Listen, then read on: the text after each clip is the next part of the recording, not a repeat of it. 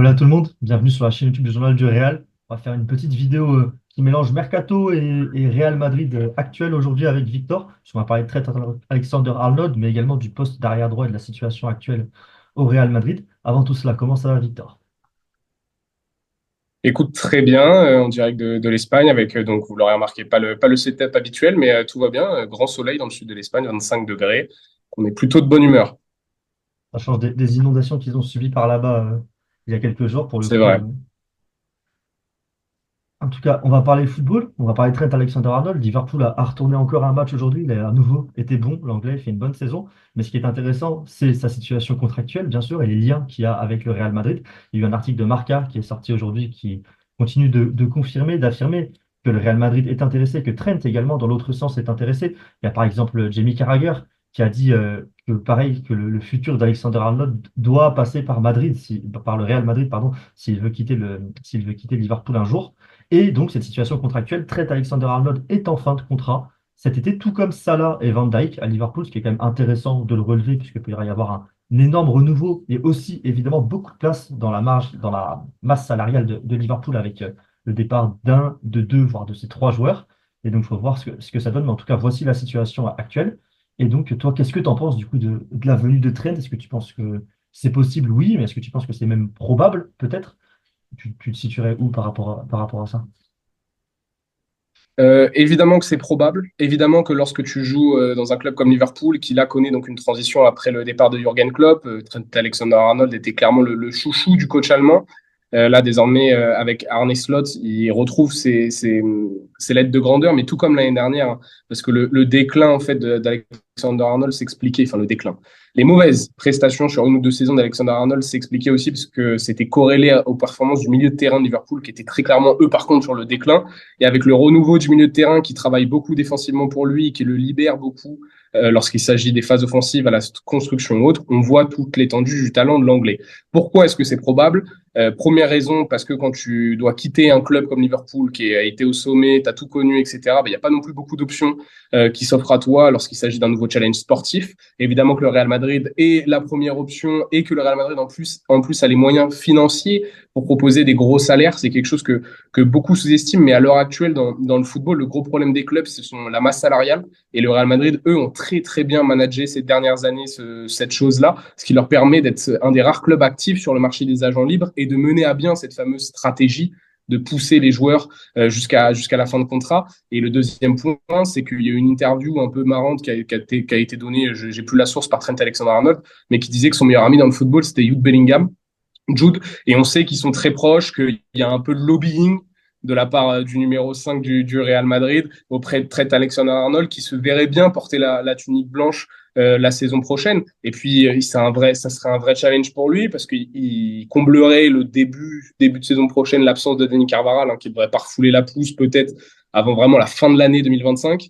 Et en plus de ça, ça serait une option supplémentaire dans ce manque de création à la relance pour le Real Madrid. Ça serait une vraie arme, un vrai ajout.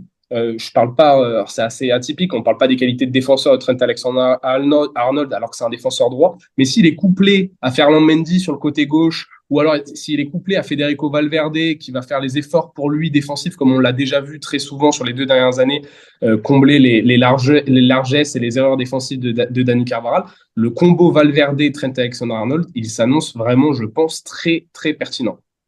Bah moi, je trouve qu'il y a des similitudes entre Alexander-Arnold et Carvajal, notamment dans la manière dont il pourrait être utilisé à la relance et dans sa manière d'attaquer et de devoir être couvert aussi. Je trouve qu'il y a, dans le sens, en fait, il sera couvert et utilisé un peu comme les Carvajal actuellement. Les deux profils sont très différents, mais je trouve qu'il y a des similitudes là-dedans. Tu parlais à la relance, Carvajal, on l'a vu se réaxer à la relance énormément. Alexander-Arnold, ce serait logique, par exemple, de le voir être dans ces zones-là. Ce serait très intéressant. On sait que c'est un joueur qui est presque capable de jouer comme milieu de terrain.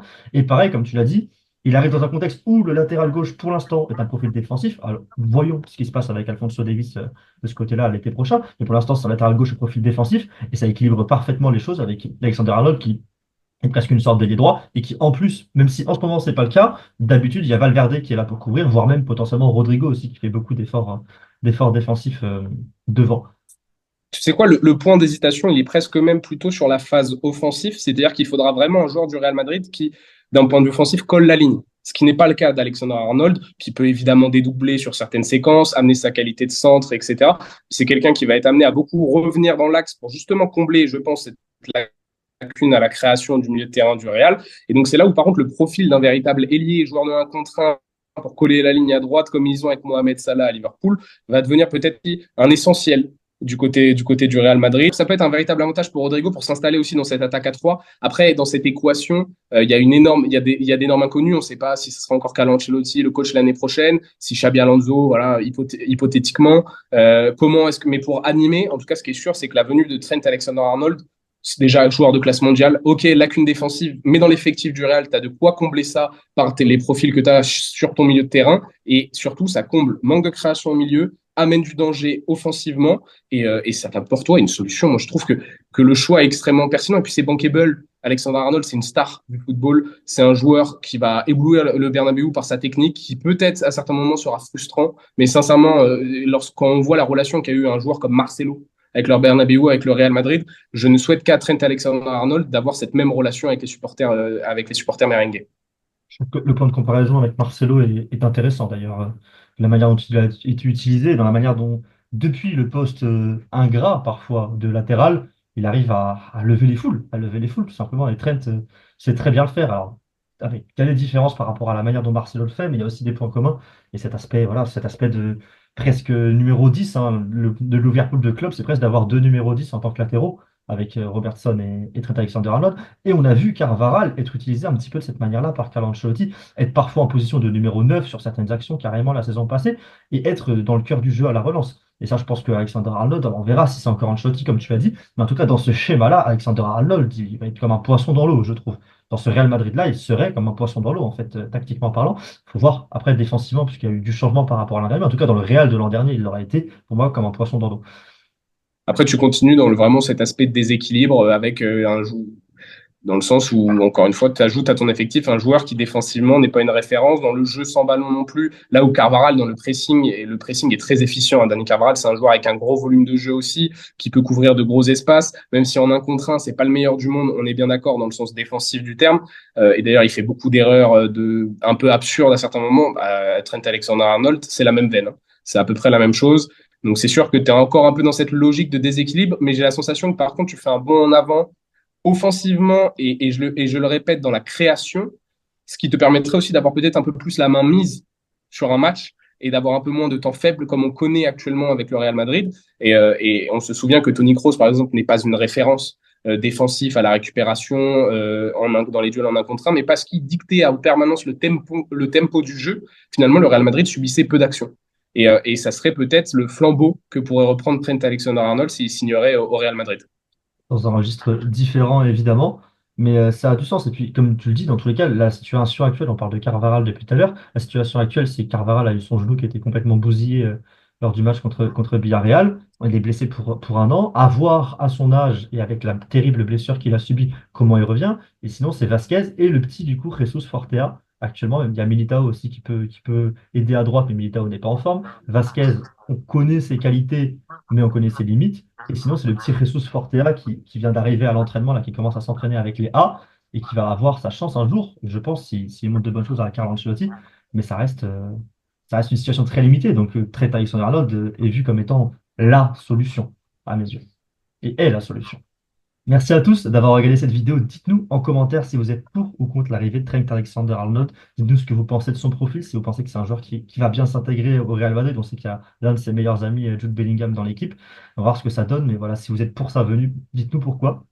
Et s'il y en a qui sont contre sa venue, qui pensent que faire confiance à Carvaral ou quelque chose comme ça, enfin, faire confiance pour que Carvaral revienne à son meilleur niveau est la solution à suivre, bah, ce sera très intéressant de vous lire aussi, bien sûr. Hein. Le but, c'est de débattre et d'échanger des idées. Espace commentaire, c'est fait pour ça. N'oubliez pas de liker, de vous abonner, même de partager la vidéo si elle vous a plu. Et puis on se retrouve très bientôt sur la chaîne YouTube du Journal du Real. Merci Victor, merci à vous d'avoir regardé jusqu'au bout. Salut à tous. Merci Guillaume, ciao.